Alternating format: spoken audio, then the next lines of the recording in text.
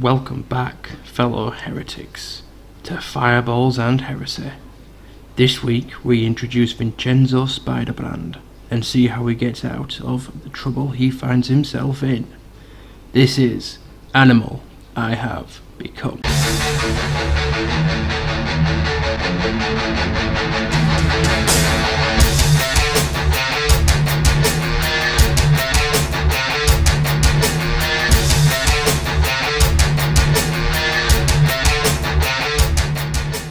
The night is dark, and a chill clings like a skeletal grasp of death. The ocean is calm, the sky is cloudless, however, the sound of shot and screams echo across the still water and the hull of the warship cast in the darkness beneath its own sails. The blackened hull of the warship known as the Shadow sits still and becalmed in waters. The ship has been there for the past 2 days, waiting patiently for the winds to return and push them along their urgent journey. Their journey is urgent due to the cargo it holds, and that cargo has woken up. Blood is smeared across the decks of the Shadow. The odd shot here and there erupts, followed by an engulfing eruption of smoke from the powder igniting. Screams soon follow and ended in a wet gurgle. 5 figures can be seen sprinting across the deck to the half-lowered longboat hung over the starboard side of the ship. 4 humanoids and a large dog. Would you like to describe one of the first and largest of the humanoids? Sure. Guess this will be my character. Yes, this will be yours. This is Vinchenzo Spiderbrand. He is tall, dark, and handsome, quite literally. He has brown skin and like gray eyes, like a borderline silver, but more of a darky mercury gray. His beard is full and kept. Tell that he might have to shave it a little bit, but he usually likes to keep clean, as is the marine lifestyle of living on a boat. His dog, his name is Constance, and you can tell that he wears like not so much heavy armor, but like layered leather and light metals, enough to dodge what he needs to dodge and take what he needs to take, and so on and so forth. Unlike regular people in his order, he keeps a glaive strewn across his back. It just helps him get through the day. Okay, seems to be a fan favourite of glaives in this podcast. It's been in every single one and every single episode. So you're running to this longboat, and directly following behind you is your first mate, or your second in command, a goat-horned tiefling, Norixius. He is the first to reach the longboat. He's dressed in a black long coat with a silver trim and breeches of the dread navy. His hat of command is missing, and a ring of gold is wrapped around his left horn. The second to reach the longboat is the large mastiff dog, and then yourself. I assume, would you jump into the boat, or just look around, secure? What are you wanting to do? I would look into the. I like to make sure everything's. I micromanage. I'm going to secure the boat. You can just stand there and go, you tie this, you tie that, you blink faster. Also, can you write down their names in the voice chat? Oh, yeah, sure. NPCs, Norixius, goat-horned tiefling. So Norixius is he's going, Admiral, get in the boat, yeah, get in the boat. We will get you to safety. So he will try to usher you into the boat. The 2 that were falling behind are both halflings. One of them, you don't really know him. You recognise him from around the ship. He's just one of the crew gunners. The other one is Fastel. He is your quartermaster, which is basically the buffer between you as the command and the workers on the ship. If they have something bad to say about you, they say it to him. He then turns it into a nicer way of saying it, basically. Okay. They reach the longboat. They both begin messing with the ropes to lower the longboat into the water. Norixius has jumped into the boat with you, and he is fussing over you. He is like feeling your arms, checking your chest, your neck, your face, your legs. He is making sure you are not injured in the slightest. He is mothering you big time. Admiral, are you hurt? Do you need assistance in any way, sir? No, you can let me go, man. It's cool. It's fine. And you're just like, cast him away. Yeah, get away from me. As this is happening, the boat is being lowered quite speedily into the water. And suddenly, it stops. you hear a blood-curdling scream erupting from the deck above, and a small figure of a halfling can be seen falling into the water from the rigging. Roll a perception check for me. 18. Oh, well, anyway, that's good. You know this as Fastel. You didn't see any blood coming from him as he fell into the black water. The blood-curdling scream erupts and then stops with a wet gurgle. He's like, oh, God. There we go. That's why I don't make funny noises. I do apologise for that. And you see this halfling, he's swimming up to the boat, and he starts manically cutting at the ropes. He's going, Nori, help me, get these things cut. So what are you doing while these two are fumbling with the ropes? So the boat, the longboat, the lifeboat, the wooden longboat that you're in, it's a few feet from the base of the water. You are maybe 15 feet from the top deck. So there's a good distance. So there's a big distance between me and the regular boat. And we're trying to secure it in place. Yeah, so you've basically been lowered vertically down from the two anchor cranes from the ship. You are near where basically the water meets the hull of your ship. You're in a longboat, almost at the water. And these people are fucking okay. All right. And they're now cutting the ropes because the ropes have stopped lowering. I take out my dagger. And I got a micromanage, and I'm like, get the move, damn it! And I just cut the rope. You're taking too goddamn long. Roll roll to hit, and then roll dagger damage. Let's see. I already am not having a dagger in my inventory. How would an admiral not have a dagger? So I guess I don't have a dagger. I guess I take out my blade. I'm like, move, damn it! And then I chop. Put those shitty little children toys away! Yeah, just swing. I got a 9. Well, that'll do. Yeah, you cut the first rope. The boat drops at the side that you're at. There is still one more left. What is your passive perception? Oh, it tells me now. There's a DM screen. It tells me. I know what your passive perception is. It's 14. You can feel a cold, rhythmic breeze upon the back of your neck. What? Your ship has been becalmed. For those who don't know what becalmed is, it's when there is no breeze and the ship that's powered by sails cannot function and propel itself forward, so it stays until the breeze returns. You can tell that this isn't a wind, but you can feel a rhythmic on the back of your neck, and it is ice cold. I would say, goddamn nose. This is bullshit. We just had wind, and I'm gonna make a survival check to see if we can get this mug going somewhere. Okay, roll a survival check, and I will roll to hit. 20. What is it you're trying to do, sir? Well, I'm trying to figure out my survival check was to figure out what this breeze is. Yeah. Right. Okay. So with the 20.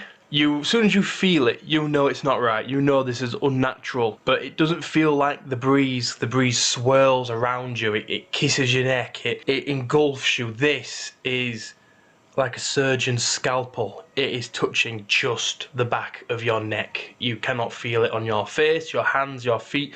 Your cloak doesn't move. The waves aren't rippling other than what Fastel is doing. And as you're thinking about this, I'll let you fester a little bit more. I'll let you have one more choice before I do something. I honestly think that I've been bewitched. I'm like, oh, okay. In the sense of not like an actual witch, but maybe, but in the sense of magic is afoot. So I tell everyone, steady on.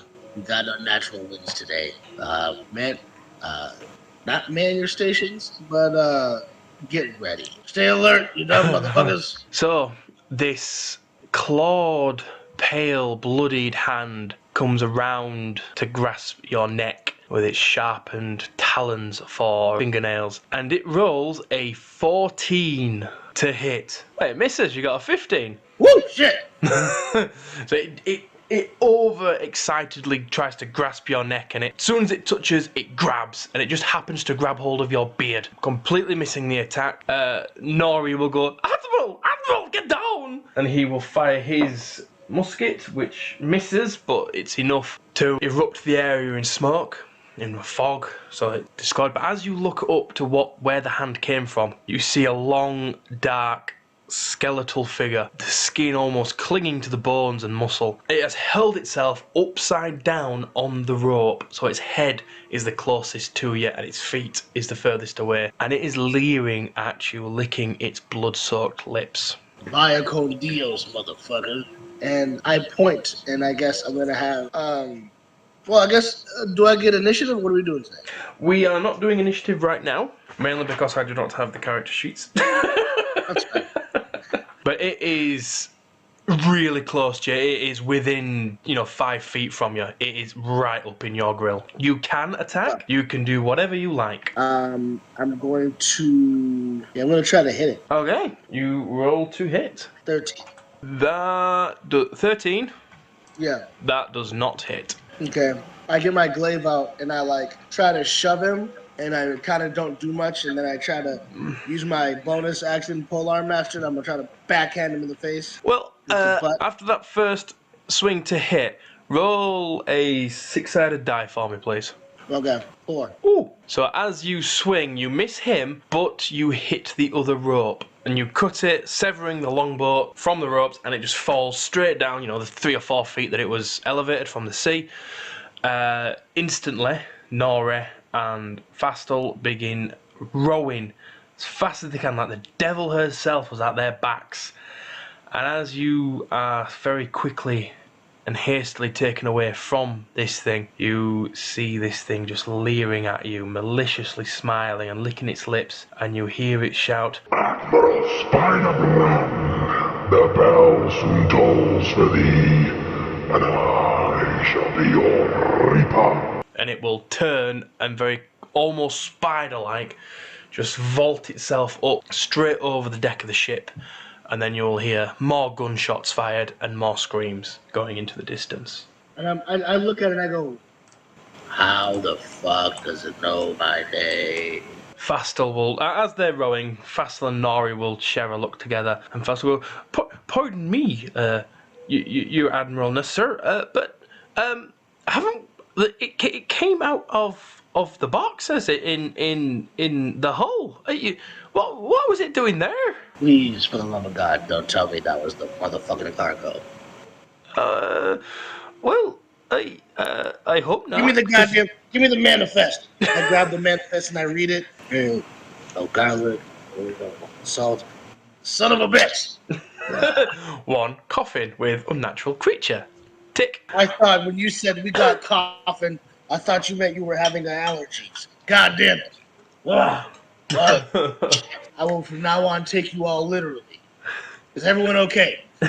I'm alright, your Admiralty. But Fastel appears to be okay. He's rowing, he's strong, he's as good as they can be, yeah? What about the last one? The other guy I don't know. Wait, who are you? The other one I don't know. Oh, he's dead. Shit. Fastel will make the sign of Ilmata. He will mimic wrapping a cord around his wrists and say, he gave his life for us, sir. He stayed and lowered the ship best he could while I got into the rigging to try level you out, and that thing got him.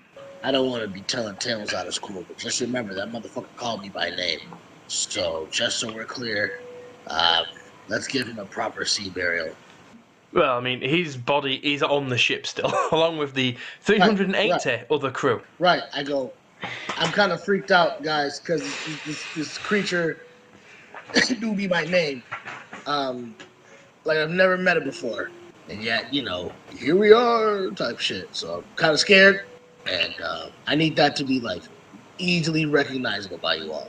Okay, thank you. Your 2 subordinates, they row for roughly 2 more hours, and the fog thickens and thickens. It gets to a point where the only thing you can see is the oil lamp that is being held by yourself. You cannot see your own hand in front of your face, only the faint glow. And as you are rowing and you're peering out into the distance, looking for any signs of saviour, land, when you were becalmed, you was about 50 miles north of Skanston, which is relatively close to where you needed to be. You were travelling from Skanston, and you was coming down from Land's End, which is right at the top the frozen lands, and you were bringing this cargo back down to the House Dread Fortress itself. And you'd been skirting round, but you were about 50 miles off Scanston when you were becalmed. The problem is, you've been rowing now 2 hours. You would at least hoping to see something, a ship, a fisherman, anything. And suddenly there is a wet thump on the bottom of your longboat, and it pitches backwards ever so slightly. It's dark, you can't see much, but you can see soft sand below that makes up a beach, but you cannot see more than 10 feet ahead of you. Is there anything you'd like to do? Beach the boat, and I'm taking Constance on board. You all stay here.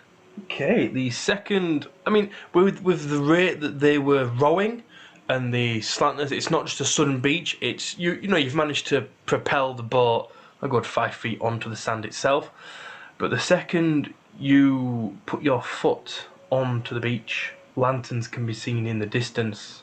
Firstly, they appear to be just floating orbs, but as they get closer, their wielders are revealed. A column of women dressed in pure white robes can be seen approaching, holding oil lamps.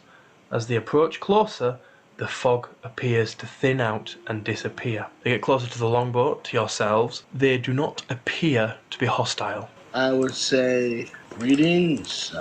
Greetings, sire. What brings you to our vicinity, my good lord? I must be honest, I'm lost. He doesn't want to reveal the fact that he got bit by an unknown, or attacked by an unknown creature. Ship ran aground, just trying to make it back home. Right. Well, there are no lost souls here, my good man. You and your friends may stay with us. And without waiting for an answer, she will turn, and so the entire group will just turn in unison and start walking away from you into the woods. Okay, so you enter a camp full of beautifully lit white silken tents. There are multiple small fires dotted around. Each one of these tents has its own woman going to it and laying down, doing whatever they do in their tent. And they start bringing out food for you, water, fresh clothes, bandages, things to take care of you. And suddenly, before you know it, a month passes. You have remained in the camp with all the women dressed in the purest white cloth and robes. They have been teaching you, Fastal, and Nora the ways of the mistress of Selûne, the goddess of moonlight. This particular night, where you suddenly start to think, oh, I've been here quite a while, a full moon is fast approaching tonight, and they all are getting ready for a ritual. The White Mistress, the one who first spoke to you on the beach, is a high elf dressed in pure white, and upon her starlight white hair that is tied in multiple braids sits a silver crown that with shining white gems. She offers Vincenzo. How do you pronounce his name? Vincenzo. You can call him Vinny. Vincenzo. She offers Vincenzo, Fastal, and Nori a seat, and offers you a wooden dish holding water that has white flower petals and white gems that have sunken to the bottom. Beneath the sunken gems sits a necklace resembling a crescent moon. This has been cut and crafted from a lightweight metal, the mark of Selûne. And she looks at you and says, Drink and receive her gifts. He looks at his crew. As you look to your crew, Nora is watching you to see if you're about to drink. Fastal is already halfway through his mug. He's just guzzling it down. And I just go, God damn it, Fastal.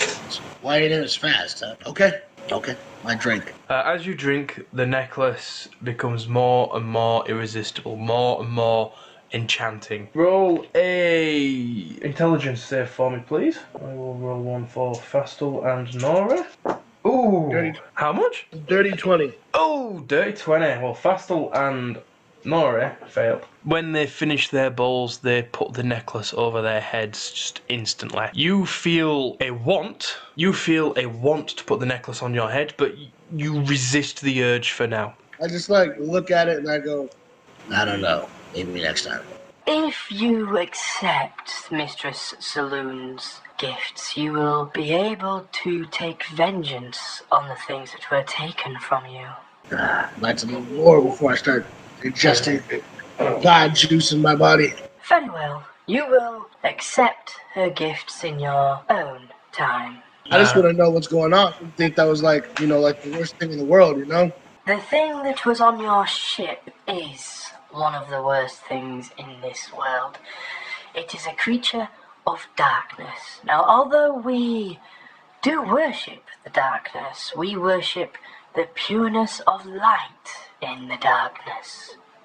Like when she mentions the guy in the ship, like you see Vincenzo like squeeze the necklace, and he's like, "Go on." This gift I do not offer you. The mistress herself offers you this gift. This gift will be of strength that you do not currently possess. And it will help me take down that bastard son of a bitch. It will guarantee it. I put it on with zero hesitation. My men, myself, will we be the same? As you say that, you see Nori stand forward. He goes, it looks quite nice, yeah, Admiral? And then he goes, and he kind of keels over, and he's retching, he's convulsing. Fastel's doing the same thing, and you suddenly feel yourself the need to be sick. You feel your fingers growing, you feel your back itching as it contorts and spreads with muscle. And I'm just like, oh God, it's puberty! You feel hot, and you feel a newfound energy pulsing through your body. The darkness of the night has retreated, and you can see clearly.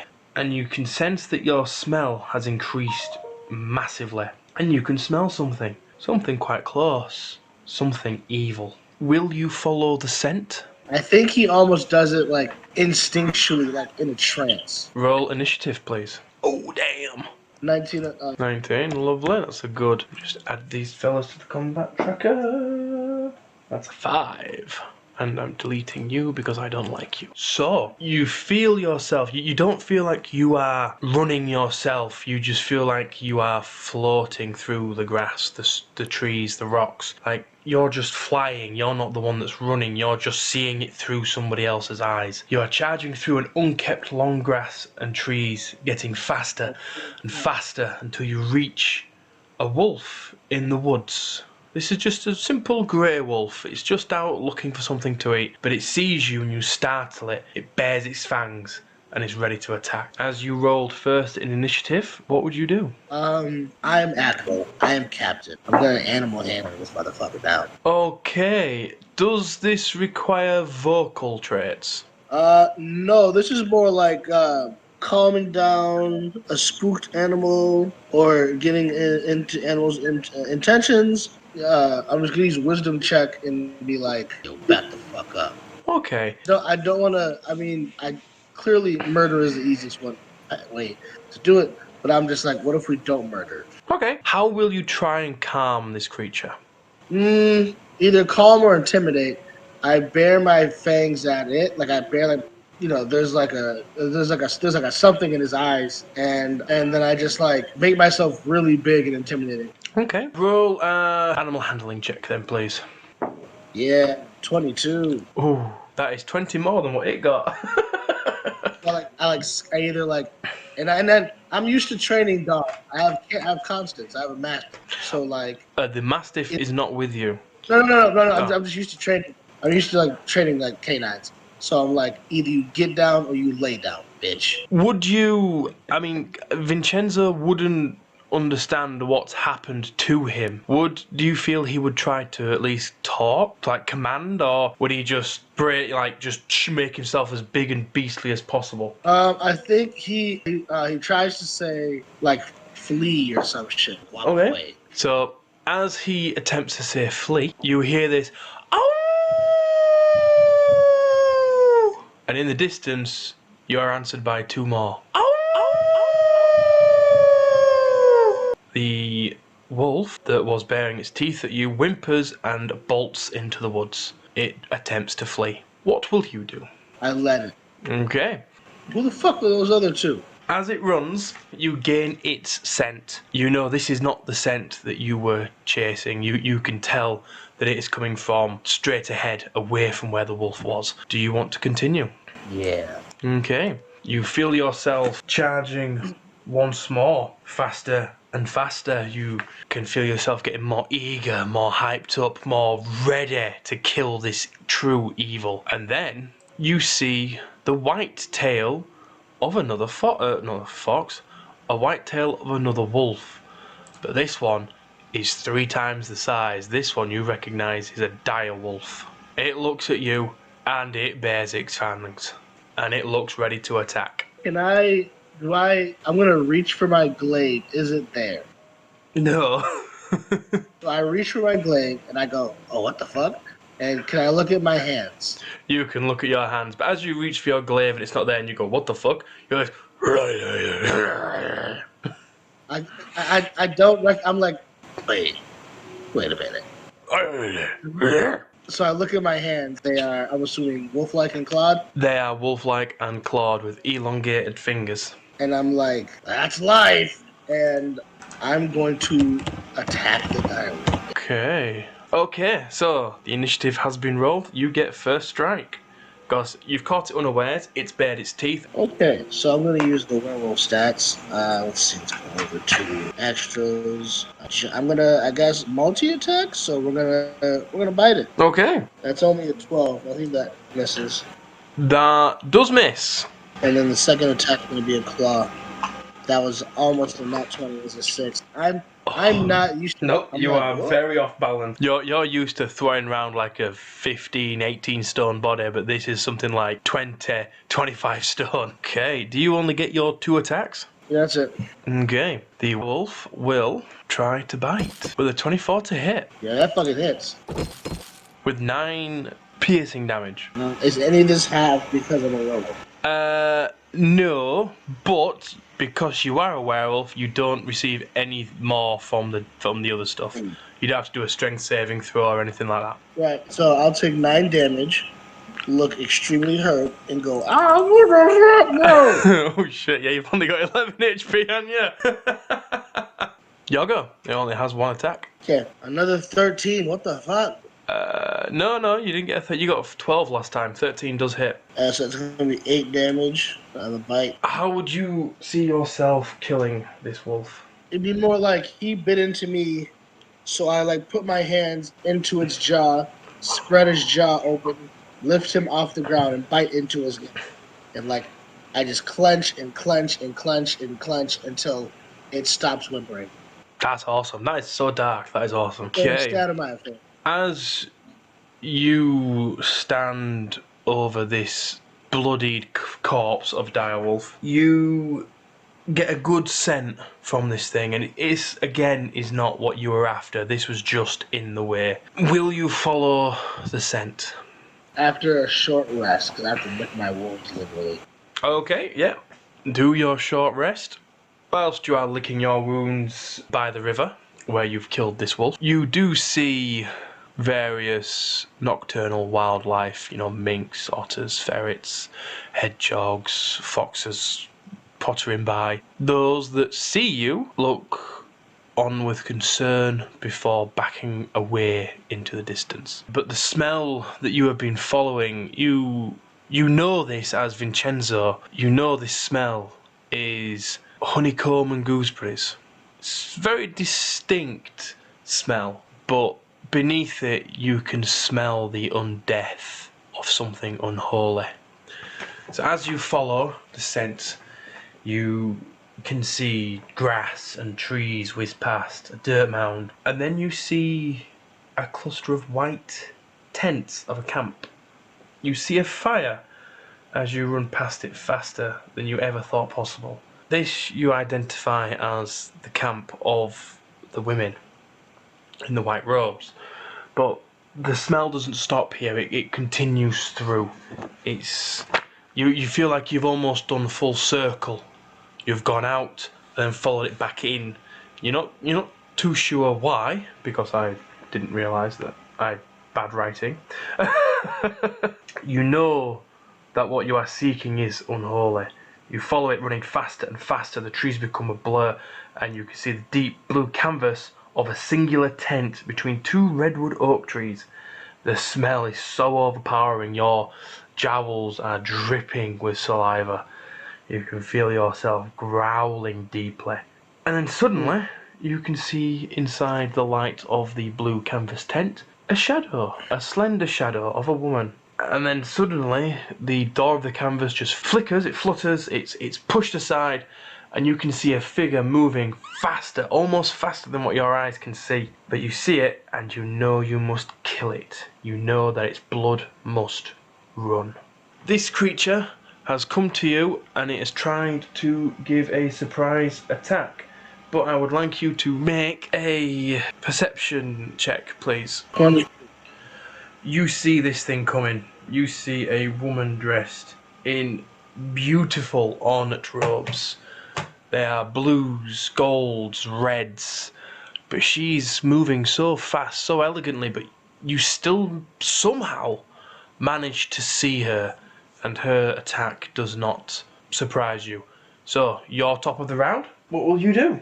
Right on top of the round, I would see her attack, like strafe right, and then I'm going for. I don't know what the fuck. We're gonna fuck her up. Let's see what happens.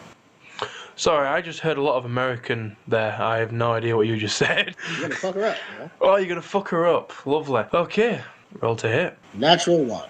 Oh! Let me just roll my dice of fate.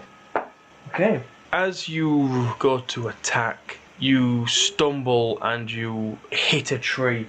You receive 1 point of bludgeoning damage. I take a point of bludgeoning damage. Yep, just one as you hit a tree. I hit the tree and I like shake my head, and I just go straight claws out at this motherfucker. Oh, you whore! That was almost a natural 20. That's a 12. You go to claw this creature, but it very eloquently pirouettes out of the way, and you just find your hand just closing over nothingness. As she's pirouetting, she brings her hand down on the back of your head with a 15 to hit. That's my armor. Okay. Yeah, you're down, boy. And I'm like, God. I'm like, no, you can't. I am justice. That is a 12 on an unarmed strike. So as you feel, as its clawed hand just hits the back of your furry head, you feel the last bits of your humanity slip away, and rage just engulfs you and erupts. You see blood, you see red, you just see darkness. You know this thing must die. And almost as if in a fever dream, you don't feel that you are doing these things, but you see these clawed hands just tear into this woman, tear her limb from limb, the throat's ripped open, you take chunks out of her, you throw her head to the side, and when you're finished eating what you want, you drag its unholy body over to the fire and just throw it upon it. The pain of the change leaves your mind, and you feel as ease. You feel as if you've just slipped into a warm bath. You can taste iron, and your mouth feels wet and a little bit crispy around the edges. When you open your eyes, before you see the torn body of a woman that's been burnt upon a fire. Not one wearing the white of saloon, but once brightly coloured clothes before they were burnt. Their perfume still very fragrant upon your nose. Even in your human form you can still smell it. But you don't smell the undeath anymore, it's overpowered by the perfume. The torn body, from what you can see, their throat has been torn away, their head has been cast somewhere else, their chest has been ripped open and their heart removed. You can only guess by the teeth and claw marks that it was devoured by a creature. The bloodied burnt figure holds one thing that you recognise of this person. It is their long, sharp, canine teeth.